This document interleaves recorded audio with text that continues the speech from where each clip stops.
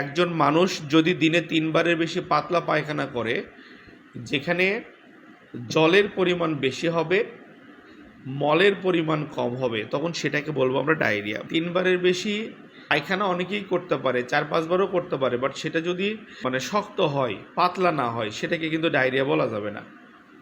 তো ডায়রিয়ার শর্ত এটাই, ৩ বারের বেশি পাতলা পায়খানা, যেখানে জল বেশি, মল কম, পানি বেশি, স্টুল কম থাকবে।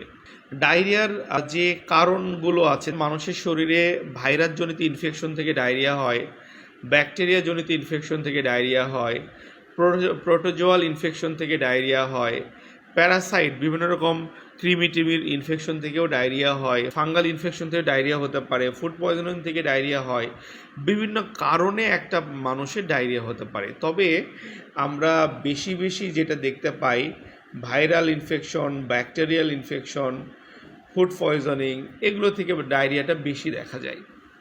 ডায়রিয়ার লক্ষণ বারবার তরল পায়খানা বা পাতলা পায়খানা হবে, জল বেশি, মল কম, নাভির চারিদিকে বা তলপেটের দিকে পেট ব্যথা হবে, পেটে মোচড় দেওয়া বা কামড় দেওয়া ব্যথা হবে। সিভিয়ার ডায়রিয়াতে বা কঠিন প্রকারের ডায়রিয়া সিভিয়ার ডায়রিয়াতে সমস্ত তলপেটে ব্যথা হয়, সেই সঙ্গে পায়খানা হয়। আবার সিভিয়ার ডায়রিয়া হলে কি হয়, অনেক সময় ডিহাইড্রেশন হয়ে যায়, পানি স্বল্পতা বা পানি শূন্যতা দেখা দেয়। কিন্তু ডিহাইড্রেশন কথার অর্থ হচ্ছে পানি স্বল্পতা। আগেকার দিনে প্রচুর পেশেন্ট ডায়রিয়ায় কিন্তু মারা গেছে, ডায়রিয়ার প্রপার ট্রিটমেন্ট তখন ছিল না। তো এখন ডায়রিয়াতে মৃত্যুর হার কম, বাট ডায়রিয়া খুবই মারাত্মক একটা ডিজিজ। প্রতিবার পাতলা পায়খানা করার পর 1 থেকে 2 গ্লাস করে খেতে হবে কি ওআরএস, ওর স্যালাইন। যখন পাউডার আকারে থাকে সেটাকে বলি ওরাল রিহাইড্রেশন সল্ট, আর যখন ওটা গোলা হবে পানিতে তখন সেটাকে বলবো ওরাল রিহাইড্রেশন সলিউশন। রিহাইড্রেশন কথার অর্থ হচ্ছে, ডিহাইড্রেশন হচ্ছে পানি শূন্যতা, আর রিহাইড্রেশন পানি শূন্যতা পূরণ করা। যদি পেশেন্টের ফিজিক্যাল উইকনেস থাকে, ডায়রিয়ার রোগী শরীর খুব দুর্বল, নিজের পায়ে ভর দিয়ে ঠিকমতো হাঁটতে পারছে না, শরীরের শক্তি পাচ্ছে না, এগুলো রোগী কিন্তু খুব সেন্সিটিভ। আবার কি চোখ মুখ বসে গেছে, গলা শুকিয়ে যাচ্ছে, ঠোঁট শুকিয়ে যাচ্ছে, চোখ বসে গেছে, গলা শুকিয়ে যাচ্ছে, ঠোঁট শুকিয়ে যাচ্ছে, রুগী ঘুম ভাব, বুঝবেন যে এগুলো বিপদের লক্ষণ। তো যে কারণে এ ধরনের পেশেন্ট হলে আপনারা যেটা করবেন, এই যে ইনফিউশন সিএস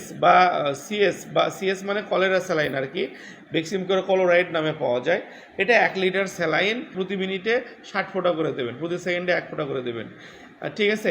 আর হচ্ছে 2 নম্বরে ইনফিউশন মেট্রো আইভি, 100 ml বোতল পাওয়া যায়, এটাও ওই যে 100 মিলির বোতল, ছোট বোতল, এটাও আপনি স্যালাইনটা করে দেবেন রুগীকে। মেট্রো আইভিটা আগে লাগাই দেবেন, এটা 5-10 মিনিটে শেষ হয়ে যাবে। তারপরে মেট্রো আইভি শেষ হলে কলেরা স্যালাইন লাগাই দেবেন। যদি রুগী বেশি দুর্বল হয়, যেমন ধরেন রুগীকে ভ্যানে করে নিয়ে আসতেছে, সিএনজিতে করে নিয়ে আসতেছে, এগুলো রুগীকে ধরে রাখবেন না। 1 নম্বরে কলেরা স্যালাইনটা লাগাই দিয়ে রানিং করে দেন, 60 মিনিটে 60 ফোঁটা করে দেন, দিয়ে রুগীটাকে দ্রুত হাসপাতাল পাঠিয়ে দেবেন। কারণ ডায়রিয়াতে কিন্তু রুগী ঠুস করে মারা যাবে। কারণ রুগী দেরিতে আসলে, সময় মতো চিকিৎসা না নিলে, প্রপারলি চিকিৎসা না হলে, রুগী বেশি দুর্বল হয়ে গেলে ডিহাইড্রেশনের কারণে কিন্তু পেশেন্ট কোমায় চলে যাবে, অর্থাৎ সেন্সলেস হয়ে যাবে, এবং ফাইনালি পেশেন্টের কিন্তু আর জ্ঞান ফিরবে না। সবাইকে অসংখ্য ধন্যবাদ কষ্ট করে কথাগুলো শোনার জন্য। তো ধন্যবাদ, সবাই ভালো থাকবেন।